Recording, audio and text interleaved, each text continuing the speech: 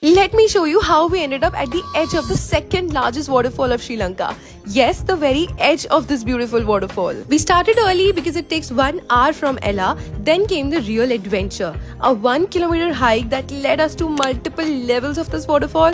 And trust me, every level had a surprise waiting for us. From infinity views to the most enchanted swim of our lives, a roaring waterfall under which we felt like kids again, and a crazy spot for diving. The best surprise though was waiting for us at the end. The moment we reached the edge of the waterfall, it felt like we were sitting at the edge of the world. The adrenaline rush was absolutely unreal. This is Dialuma Waterfalls in Ella, and to know more about such offbeat adventures, follow Sukoon Ki Zindagi.